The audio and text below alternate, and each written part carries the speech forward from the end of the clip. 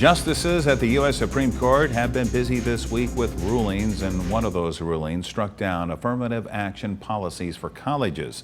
Channel 8's Matthew Mittleider has more on that. Supreme Court justices were split 6-3 in their decision on Thursday, with the conservative majority striking down the use of affirmative action in higher education. That means universities can no longer use race as a factor in college admissions in order to achieve diversity on their campuses. President Biden shared his thoughts on the decision, saying he strongly disagrees with the court's decision to undo more than 40 years of legal precedent. Discrimination still exists in America. We cannot let this decision be the last word. Justice Clarence Thomas, who was in favor of the decision, expressed his skepticism of affirmative action. I've heard the word diversity quite a few times, and I don't have a clue what it means. It seems to mean everything for everyone.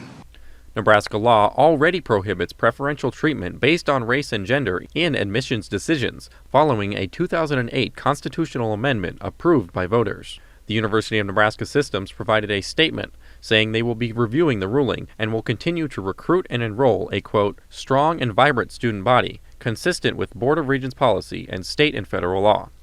Jane Sue with the ACLU of Nebraska says the impact of the decision will mostly affect more elite schools with stricter admissions policies. And to be fair, really the most highly selective universities, right, where admissions already is very competitive, and now taking this out of the equation, there's a good chance that we're going to see even higher inequality in those higher institutions.